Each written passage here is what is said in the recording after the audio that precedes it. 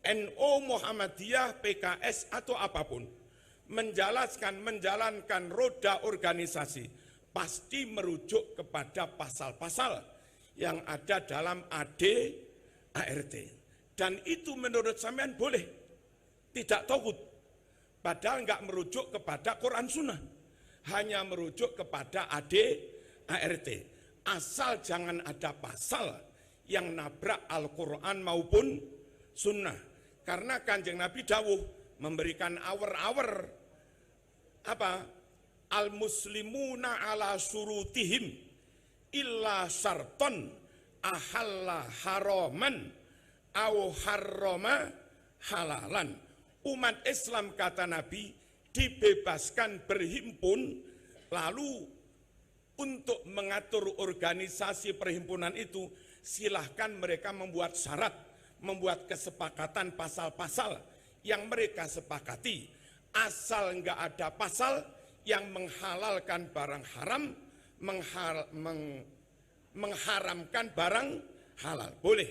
Nah, kalau NU Muhammadiyah mengatur organisasi merujuk kepada AD/ART, tidak kepada Quran hadis, itu boleh. Dan tetap iman, tetap Islam, tidak tauhid, tidak kufur.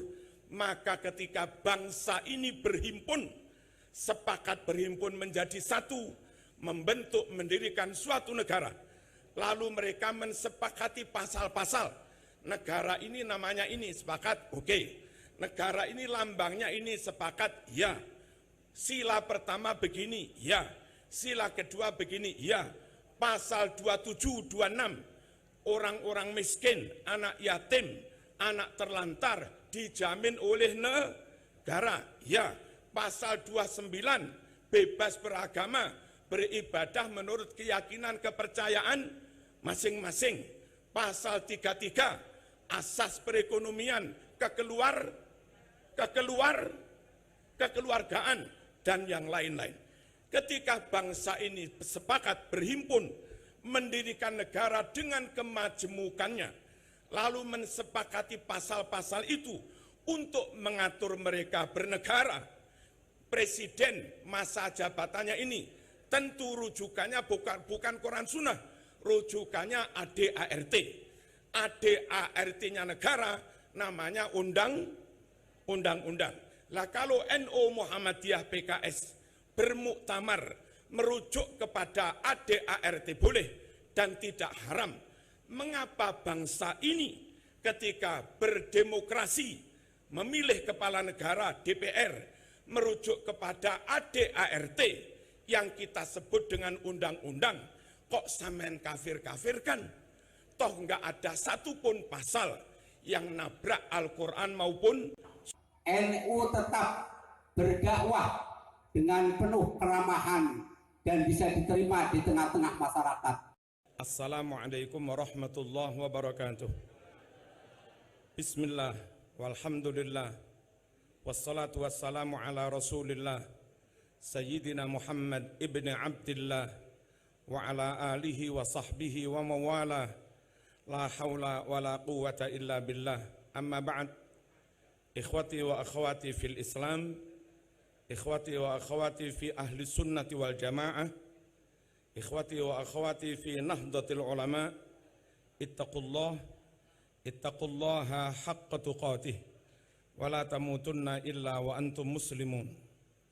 Hadratil afadil, para ulama, para masyayikh, para kiai, para hafidh, langkung-langkung dzurriyyah saking sahibul haul Mbah Kiai Haji Abdul Wahab Hasbullah, wonten ngarsane punyai Mahfudhah, wonten ngarsane punyai Hizbiyah, punyai Munjidah, wonten ngarsane Mbah Yai Hasib, wonten ngarsane Mbah Yai Rokib, oh dereng ketawis. Ibunipun tiang Jawa Timur yang suatu saat akan menjadi ibunya orang Indonesia. Amin, Allahumma amin. Ibunya Khofifah, mugi-mugi sehat, panjang umur, wilujeng donya akhirat. Amin, Allahumma amin. Ki Mas Duki Al-Hafidh Mugi-mugi kantun jenengan lho Kiai. Kantun jenengan lho sing sepuh. Mugi-mugi panjang umur, sehat walafiat. Amin Allahumma amin. Kiai Abdul Hakim, sedaya masayih tambak beras, mugi-mugi sehat. Kanca kula sing paling ganteng. Wong artis niku ganteng. Lah niki kiyaine artis. Berarti gantengnya di atas artis. Mugi-mugi piyambake masyhurun fil ardi juga masyhurun fis sama. Menawi saged ngoten niku ngungkuli Uwais Al-Qarani. Yang Uwais niku masyhurun fis sama tapi majhulun fil ard. Nah, Gus Miftah niki sakniki sampun masyhurun fil ardi, insyaallah besok teng akhirat masyhurun fil akhirah. Amin Allahumma amin. Para masyayikh sedaya pejabat di lingkungan Pemprov, Pemda Kabupaten enten Pak Udiono, nggih, mboten Sumerep ngapunten. Saking TNI Polri, sedaya hadirin hadirat rahimakumullah. Kalau kita nyumerapi dan meyakini Mbah Wahab niku alim, jelas. Kalau kita mengakui Mbah Wahab niki jaduk, wis jelas. Kalau kita meyakini Mbah Wahab niki karomah, jelas. Nah, yang perlu kita tonjolkan dan harus diteladani seluruh santri, harus diteladani seluruh warga NU, kader NU, pengurus NU, harus diteladani seluruh rakyat Indonesia bahwa Mbah Wahab niku ternyata syakhsun watani, piyambake pribadi nasionalis yang luar biasa. Kesadaran Mbah Wahab untuk membela, mencintai agamanya ghairu maskuk, tidak diragukan lagi. Wadih wassarih wudu hasyamsi fin nahar. Jelas banget menembah Mbah Wahab niku cinta Islam, bela Islam, menjaga Islam, memperjuangkan Islam. Tapi ternyata yang mungkin perlu dikuatkan para rawuh, perlu dikukuhkan, Mbah Wahab niku hubbul watonnya luar biasa. Bagi Mbah Wahab, kalau cinta Rasul itu menyempurnakan iman, maka cinta tanah air juga bagian dari iman. Hubbul waton minal iman. Lafat itu kalaupun redaksinya dari Mbah Hashim, tapi yang mempopulerkan Mbah Wahab lewat lagu Subhanul Waton, Hubbul Waton minal iman. Hadirin rahimakumullah, bahwa Mbah Wahab itu mati-matian bela NKRI, mati-matian cinta tanah air, pasang badan untuk untuhnya NKRI. NKRI tidak boleh diganti dengan apapun, diganti dengan negara radikal nggak boleh, diganti dengan negara sekuler nggak boleh, diganti dengan negara liberal nggak boleh, diganti dengan negara Hindu nggak boleh, diganti dengan negara merek Islam pun nggak boleh. NKRI harus tetap NKRI. Beliau pasang badan untuk itu para rawuh, sampai-sampai ketika menjaga keutuhan negara, menurut ijtihad beliau harus masuk di MPRGR, harus masuk di Nasakom. Beliau pun masuk dengan resiko dibully, dengan resiko di PKE nih. Apa PKE nih? Kenapa nih? Biasa. Dengan resiko di kafir-kafir nih. Bahkan sebagian mengkritiknya luar biasa. Mbah Wahab itu meskipun kelihatan serbanan, saman buka serbane, iku sing muncul simbol lambang palu arit. Sampai ngoten Mbah Wahab nggak peduli. Silahkan kamu mengolok-olok saya, silahkan kamu memotong leher saya, asal kamu nggak memotong NKRI. Niku Mbah Wahab hasbullah. Allahumma shalli ala sayyidina Muhammad. Dan kita tahu para rawuh pembelaan beliau kepada NKRI. Kenapa beliau kok begitu gigih, mantep membela NKRI? Satu, hadirin rahimakumullah, setahu saya bernegara berbangsa di lingkungan, di situasi yang heterogen, majemuk kayak Indonesia ini, dibuat sistem bernegara kayak NKRI, ini sudah full sunnah Rasul. Kalaupun NKRI menaungi mengayomi semua suku, Nabi mendirikan negara Madinah juga dengan konsep mengayomi menaungi semua suku.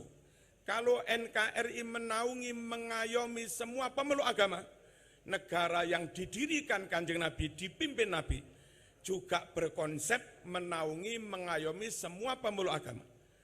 Kalau di sini, nyun sewu, non-muslim dilindungi, di Madinah dulu Yahudi pun juga dilindungi, Kristen juga dilindungi, Sobiin juga dilindungi. Kalau kita harus berbaik-baik kepada non-muslim, menyakiti mereka haram. Man adza dzimmiyan faqad adzani.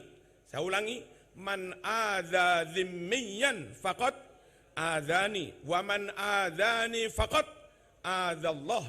Menyakiti, mengganggu non-muslim yang sewarga negara dengan kita, namanya kafir dhimmi. Menyakiti non-muslim yang dhimmi, mengganggu non-muslim yang dhimmi, berarti mengganggu saya, kata Nabi.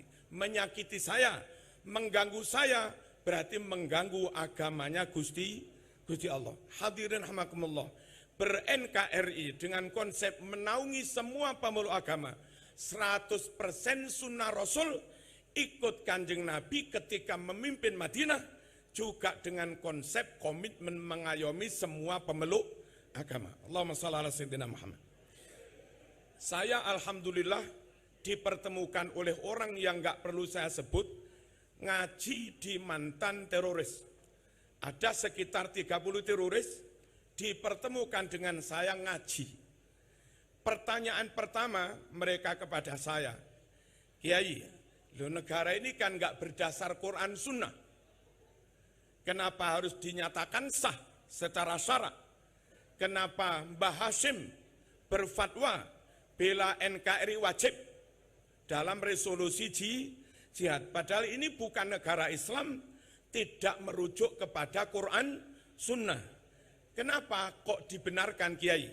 Saya jawab pelan-pelan, Mas. Sampean membuka toko, apa harus sampean beri toko diberi nama ini toko syariat? Apa ya begitu? Kan nama toko Artomoro. Apa malah itu? Warung Lemintu. Lek teng Jogja bagus.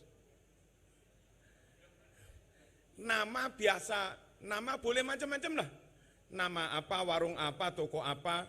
Yang penting kita yang punya toko yang tunggu komitmen jujur, komitmen amanah, komitmen nimbang ngukur beres, komitmen tentang harga dengan kualitas barang juga beres.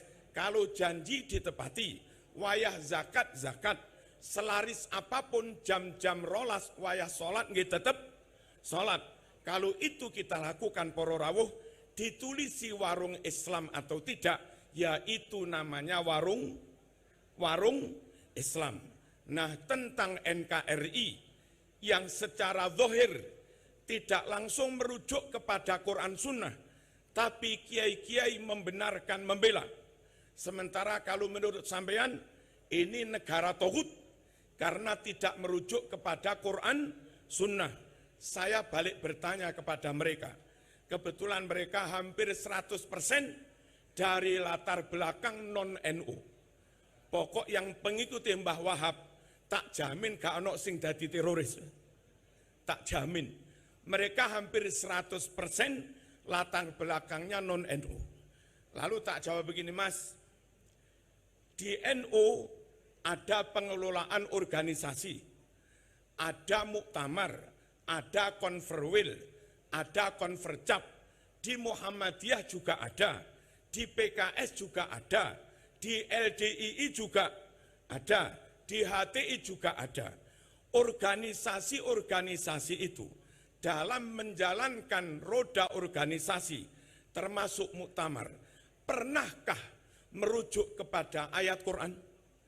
Pernahkah merujuk kepada hadis? Misalnya pilihan Ketua Muhammadiyah, Muktamar Muhammadiyah. Lalu sebelum pilihan, peserta ini menurut Al-Quran ayat sekian, surat sekian, syarat Ketua Muhammadiyah harus sudah berkhidmah 5 tahun. Adakah itu? Menurut pasal segini Quran, kewajiban, kewenangan, dan hak Ketua Muhammadiyah ini. Kan gak ada. Masa jabatan Ketua Muhammadiyah sekian tahun. Adakah itu dalam Quran Sunnah? Tidak ada. NU, Muhammadiyah, PKS, atau apapun, menjalankan roda organisasi, pasti merujuk kepada pasal-pasal yang ada dalam AD/ART. Dan itu menurut sampean boleh, tidak togut. Padahal nggak merujuk kepada Quran Sunnah, hanya merujuk kepada AD/ART. Asal jangan ada pasal yang nabrak Al-Quran maupun Sunnah. Karena Kanjeng Nabi dawuh memberikan awar-awar apa? Al-muslimuna ala surutihim illa syarton ahalla haraman au harrama halalan. Umat Islam, kata Nabi, dibebaskan berhimpun, lalu untuk mengatur organisasi perhimpunan itu silahkan mereka membuat syarat, membuat kesepakatan pasal-pasal yang mereka sepakati. Asal enggak ada pasal yang menghalalkan barang haram, mengharamkan barang halal. Boleh. Nah, kalau NU Muhammadiyah mengatur organisasi merujuk kepada AD/ART, tidak kepada Quran hadis, itu boleh. Dan tetap iman, tetap Islam, tidak togut, tidak kufur. Maka ketika bangsa ini berhimpun, sepakat berhimpun menjadi satu, membentuk, mendirikan suatu negara, lalu mereka mensepakati pasal-pasal. Negara ini namanya ini, sepakat, oke. Negara ini lambangnya ini, sepakat, ya. Sila pertama begini, ya. Sila kedua begini, ya. Pasal 27, 26, orang-orang miskin, anak yatim, anak terlantar, dijamin oleh negara, ya. Pasal 29, bebas beragama, beribadah menurut keyakinan kepercayaan masing-masing. Pasal 33, asas perekonomian, kekeluargaan, dan yang lain-lain. Ketika bangsa ini sepakat berhimpun, mendirikan negara dengan kemajemukannya, lalu mensepakati pasal-pasal itu untuk mengatur mereka bernegara, presiden masa jabatannya ini tentu rujukannya bukan Quran Sunnah, rujukannya AD/ART. AD/ART-nya negara namanya undang-undang. Lah kalau NU Muhammadiyah PKS bermuktamar merujuk kepada AD/ART boleh dan tidak haram. Mengapa bangsa ini ketika berdemokrasi memilih kepala negara DPR merujuk kepada AD/ART yang kita sebut dengan undang-undang, kok sampean kafir-kafirkan? Toh enggak ada satupun pasal yang nabrak Al-Quran maupun Sunnah. Alhamdulillah luluh para rawuh. Mbah Wahab luar biasa. Termasuk peletak dasar kuatnya pilar NKRI, itu juga Mbah Wahab itu.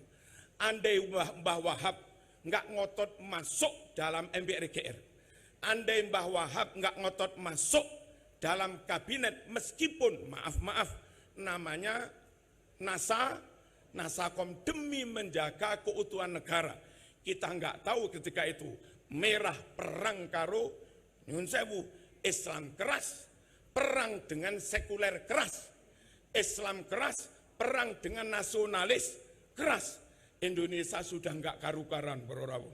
Sing sebelah timur Islam abang, sing sebelah kulon ya enggak karu-karan. Mungkin Bu Khofifah enggak jadi gubernur Jawa Timur. Dengan kutu Fatihah teng Mbah Wahab lho.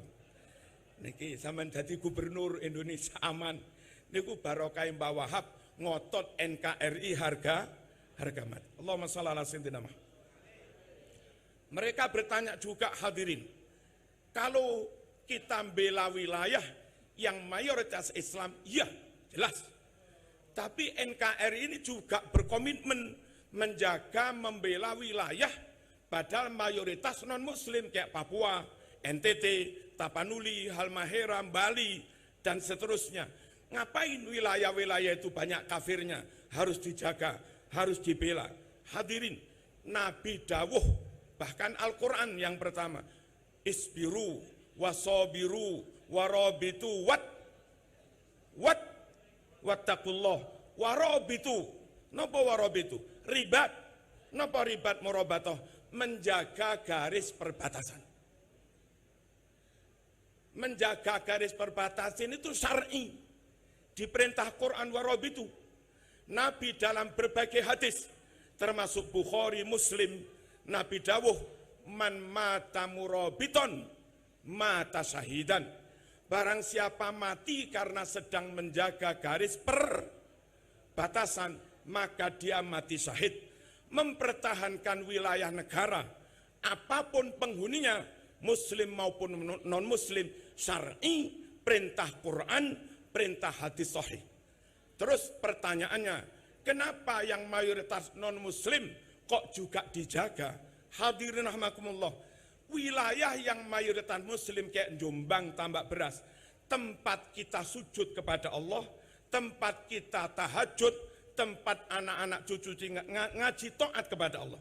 Sementara wilayah mayoritas non-muslim asal menjadi bagian dari kedaulatan kita, itu lahan wahana untuk berdakwah. Kita nyuwun sewu, kula mungkin panjenengan, betapa sulitnya dakwah teng Papua Nugini, betapa sulitnya dakwah teng Timor Leste, karena wilayah itu mayoritas non-muslim dan tidak masuk dalam kedaulatan NKRI. Sebanyak apapun non-muslim di Bali, karena masih masuk wilayah NKRI, dakwah itu gampang. Gus Miftah diundang ping piro ae teng Bali. Papua mayoritas non-muslim, karena masuk wilayah NKRI, kedaulatan RI, dakwah gampang banget. Dari situ para rawuh, wilayah yang mayoritas non-muslim pun harus dijaga, karena itu wilayah dakwah kita. Begitu itu lepas kayak Timor Leste, sudah MUI sulit masuk ke sana, NU sulit masuk ke sana, Muhammadiyah pun juga sulit masuk ke sana.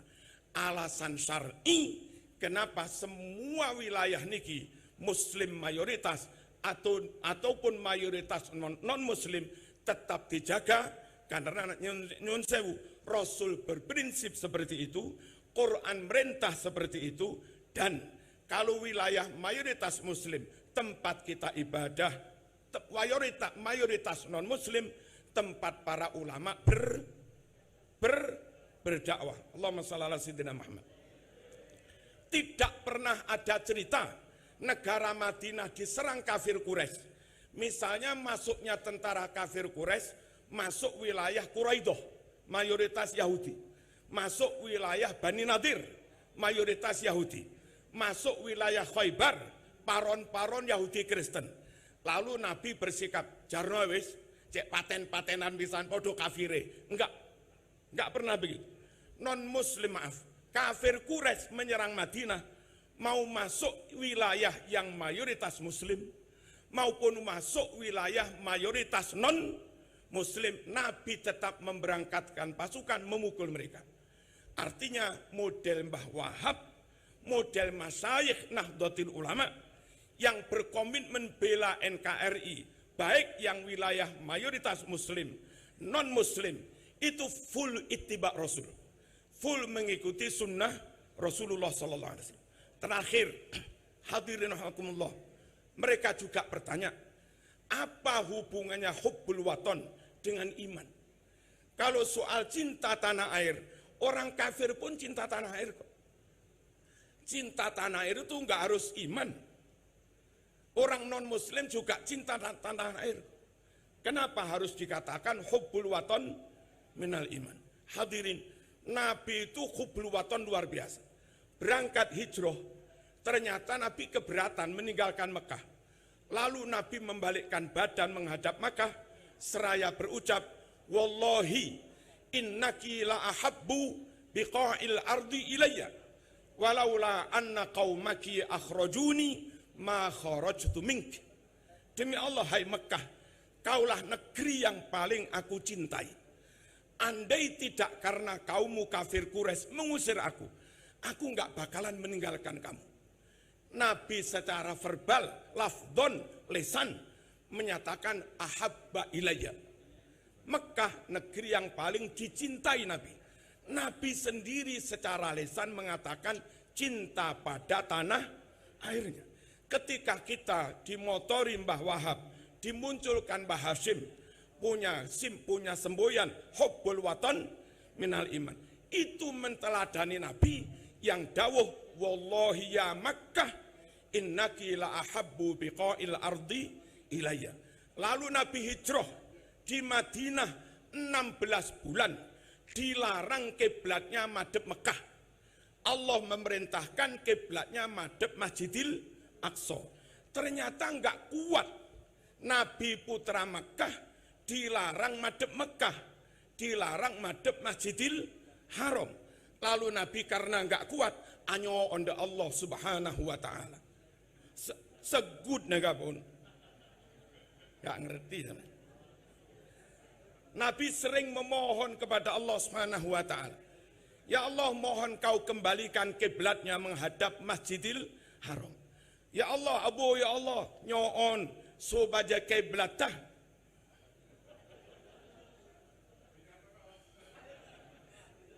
supaya kiblatnya dikembalikan menghadap Masjidil Haram. Dan itu diabadikan dalam Quran. Orang yang ingkar cerita ini kafir. Karena ini cerita Quran. Hadisnya pun Bukhari Muslim. Dijawab langsung oleh Allah, qad nara taqalluba wajhika fis sama falanuwalliyannaka qiblatan tardaha fawalli wajhaka syatral Masjidil Haram. Muhammad, ingsun Allah tahu kok, ngeruh kok. Sampean sering dangak toh taqalluba wajhik. Sering dangak ke langit berdoa minta kiblatnya balik ke Masjidil Haram, kiblat yang kamu cintai, kiblatan tardoh.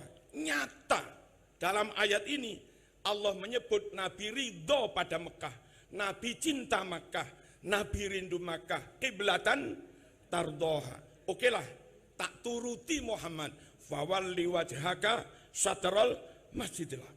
Enggak kuatnya Nabi 16 bulan madhep Masjidil Aqsa dan minta madhep Mekah lagi. Bukti nyata kalau Nabi kangen rindu dengan Mekah.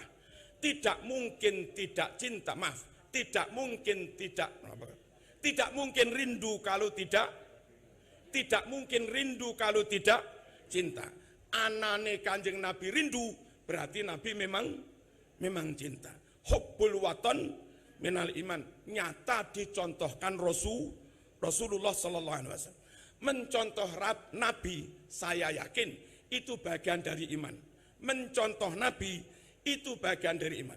Dalam Kitabus Safar, riwayat Bukhari, Nabi itu kalau tindak lama seminggu 2 minggu, pulang ke Madinah, sekiranya sudah terlihat bangunan Madinah, itu kuda itu dipacu. Ayo, ndang, cepet. Selak pengen kangen karo ning, katanya Gun Miftah. Kira-kira bangunan Jogja mulai ketor. Supir cepet. Nabi itu juga begitu. Pulang dari tindakan lama, bangunan Madinah mulai kelihatan. Nabi pacu itu kudanya. Selak kangen dengan Madinah. Yang ulama surahul hadis, para pensarah hadis, beliau dawuh, ini bukti kalau Nabi memang hubbu watonihi. Nabi mencintai tanah airnya. Penutup hadirin, di negeri ini ada sekitar 800.000 masjid. Belum lagi musola di Madura. Kalau musola di Madura dihitung ribuan naskah Bukhari disweeping, dirampas, lalu dimusnahkan. Ribuan naskah Sahih Muslim, ribuan naskah tafsir dirampas, dimusnahkan. Untungnya ribuan santri atau ratusan lah, termasuk Mbah Wahab, Mbah Zubair, Mbah Hashim, terus Syekhona, Mbah Bisri dan Mbah Munawir, yang ketika itu mondok di situ segera pulang ke Indonesia kitab-kitab itu. Jadi panjenengan nyari Sahih Bukhari kira-kira cetakan 200 tahun teng Arab Saudi kangelan. Tapi sama cari Sahih Bukhari Ibnu Katsir umur 100 tahun, 150 tahun, ditambah beras bedeh, didenanyar bedeh. Apa bedeh itu? Wong ini umatnya Bu Khofifah. Negeri ini tempat Allah menyelamatkan ribuan naskah Bukhari Muslim, yang mana kitab itu tidak diselamatkan di daerah lain. Komitmen menyelamatkan bangsa sejatinya komitmen menyelamatkan ribuan naskah Bukhari Muslim yang umurnya 100 tahun lebih, dan itu diamankan Allah di NKRI. Makanya saya paham nggak paham tentang hujah dalilnya bela NKRI. Sebagai kader NU, saya pegun norok kiai, apa pegun ini? Tetap panggah, saya tetap nderek kiai, NKRI harga mati. Wassalamualaikum warahmatullahi wabarakatuh.